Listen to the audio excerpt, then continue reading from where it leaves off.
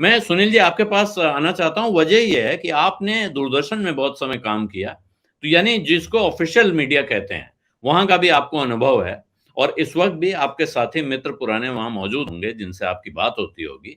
ये जो हम लोगों को आशंका दिख रही है, जो उमाकांत जी ने, सीमा ने जो एक्सप्रेस की, आपको भी लग रही है? आपके मित्र साथी जो वहां के हैं वो कुछ बताते हैं कि वहां भी कुछ आचार व्यवहार में बदलाव हो गया है? धन्यवाद आलोक जी। देखिए, सरकार की जो नीति होती है उसी के अनुसार ये सब नियम कानून बनते हैं। इस सरकार के पहले आलोक जी, आपको तो उत्तर प्रदेश का ज्ञान होगा, अनुभव खूब याद होगा आपको, जब मायावती जी सरकार में आई थी, एकदम अंतिम उनका कार्यकाल जो था, उसके बाद दोबारा नहीं आई, तो एक्रेडिटेशन के लिए कौन कौन से नियम बना दिए गए थे, आप याद कीजिए। उस समय जो कैबिनेट सेक्रेटरी थे शशांक शेखर सिंह साहब, क्या लंबा चौड़ा नियम बन गया, और उसमें ढेर सारे लोगों के नाम काट दिए गए थे। अगर आपको याद, बहुत सारे लोगों के नाम काटे गए, और एक्रेडिटेशन देने में बहुत समय से चलता है यूपी में कि किसको मान्यता मिलेगी, किसको नहीं मिलेगी, किसको नहीं मिलेगी। इसके बाद अगर आप आइए तो जब ये नई सरकार आई, एनडीए की सरकार आई मोदी जी वाली, इस मोदी सरकार में सबसे पहले क्या क्या हुआ कि माननीय प्रधानमंत्री जी की विदेश यात्राओं के साथ निजी जो मीडिया के लोग थे, इनको ले जाना बंद कर दिया गया। केवल Uni, PTI, ANI, all India radio, Doordarshan, films division और के अलावा पीआईबी बंद हो गया। ये किसी को नहीं ले जाते थे। क्यों नहीं ले गए भाई? सवाल है कि अगर आप प्रधानमंत्री का कोई कार्यक्रम विदेश में हो रहा है और ये लोग आपके साथ, और ये जानिए कि इसके ऊपर सरकार का कोई अतिरिक्त खर्च नहीं होता था, ये किसी को मुगालता नहीं कि सरकार ने कुछ बचा लिया।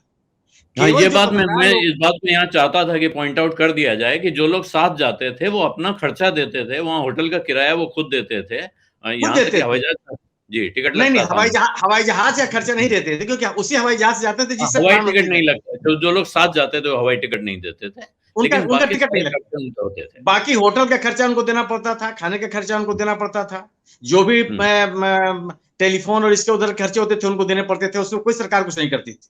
सरकार के जो कार्यक्रम हो रहे हैं उसको कोई किसी ने डिनर कर लिया, लंच कर लिया, और अलग बात है, लेकिन जो खर्चे थे वो संस्थान ही वहन करता था, और बाकायदे उसकी एक लिस्ट विदेश मंत्रालय मंगाता था, और लोग 30-35 लोगों की एक लिस्ट बनती थी, उसमें चुने जाते थे, लोग जाते थे।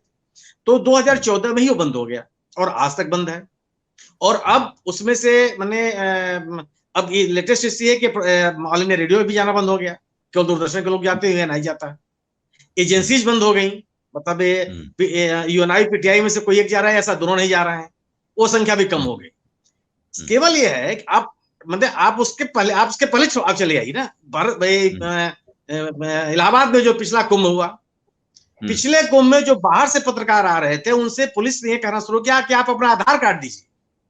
साहब, जो पीआईबी का एक्रेडिटेड कार्ड है, उत्तर प्रदेश सरकार का एक्रेडिटेड कार्ड जर्नलिस्ट है, आपने उनको मान्यता, मैंने जिले से उनको मान्यता मिली हुई है, तो उनको आधार कार्ड की आपको क्या आवश्यकता है कि नहीं? जो यहाँ के पुलिस प्रमुख थे उन्होंने कहा कि नहीं, आधार कार्ड देना पड़ेगा। मैं किसकी आवश्यकता है, किस बात की आपको क्यों मांग रहे हैं आप? लेकिन सरकार के तो सुरक्षा के नाम पर, और ऐसा सुरक्षा के नाम पर हम कोई समझौता नहीं कर सकते। अरे इनकी तो पूरी लिस्ट है, ये तो वेरीफाइड लोग हैं। एक पीआईबी थोड़े एक्रेडिटेशन ऐसे देती है, उनका तो बकायदे आईबी दिल्ली पुलिस उनका वेरिफिकेशन करती है, तब उनको कार्ड जारी होता है, लेकिन नहीं वो चाहिए उनको। और इसी तरह से जो राज्य सरकार के एक्रेडिटेशन वाले लोग थे उनसे भी आधार कार्ड मांगा जाने लगा, क्योंकि सरकार चाहती थी। अब लोकसभा में स्थिति आप देख, लोकसभा में जब से जैसे सेंट्रल हॉल में कोई कार्यक्रम होता है, उसमें भी ये संख्या सीमित नहीं की जाती। लखराज जी को पता है, उसमें सबको पास दिए जाते हैं, लेकिन फर्स्ट कम फर्स्ट सर्व। अगर आप कार्य तक जगह भर गई तो आपको प्रवेश नहीं मिलेगा जो प्रेस गैलरी है, क्योंकि वह संख्या सीमित है। लेकिन कभी किसी को इनकार नहीं किया गया कि आपको कार्ड नहीं देंगे।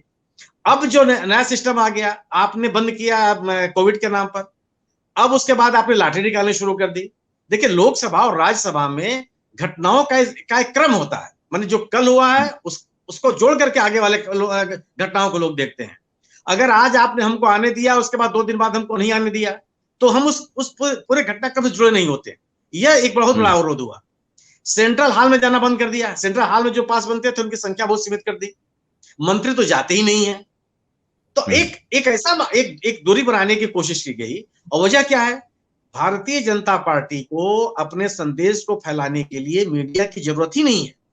इनको यह यकीन है कि हमारे पास इतने संगठन है, इतने कार्यकर्ता हैं, इतना बड़ा नेटवर्क है कि अपनी बात को हम फैला लेंगे। इनको आवश्यकता किसी की बात को महसूस नहीं होती। इसीलिए आप देखिए ना कि मैं जो इनके बीजेपी के अलावा जो इनके संघ के अनुसांगिक संगठन है, इनसे आप प्रेस रिलीज कभी नहीं पाएंगे आप। शायद कोई इक्का दुक्का कभी आपको मिल जाए, कोई ब्रीफ करता है आपको मिल जाए, क्योंकि उनको लगता है कि नहीं मेरा नेटवर्क है, हम कर लेंगे, आपको जरूरत आपकी आवश्यकता नहीं है, यहाँ मुझे किसकी आवश्यकता नहीं है। तो इनके काम करने का तौर तरीका यही है, इसलिए इनको मीडिया की आवश्यकता नहीं होती और ये मान के चलते हैं। दूसरी अब आप देखिए ना, अगर पिछले उसमें देखिए आप, जो अब आप इलेक्ट्रॉनिक मीडिया में आप देखेंगे जो विजुअल्स दिखाई पड़ते हैं, उसमें लिखा होता है सौजन्य बीजेपी।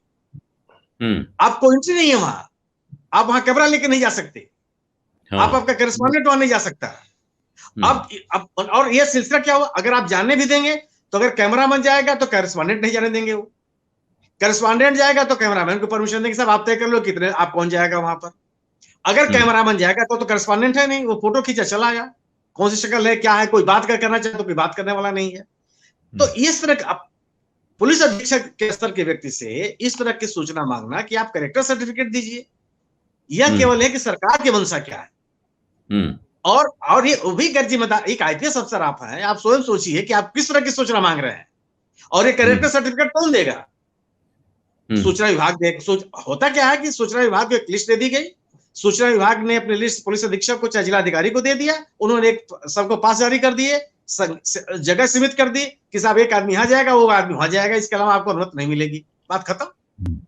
लेकिन आप इस तरह के अवरोध पैदा करते हैं और इस तरह के प्रतिबंध लगाते हैं जो एकदम सूचना कहते हैं प्रेस की आजादी को पूरी तरह से बाधित करना है। और यह इस तरह के नियम हमेशा आलोक जी बनते हैं जो सरकार चाहती है, सरकार के मंशा के बगैर यह चीजें नहीं लागू होती। ठीक है, जो आप कह रहे हैं सरकार की मंशा के बिना लागू नहीं हो सकते। सत्य हिंदी का ऐप डाउनलोड करें गूगल प्ले स्टोर पर।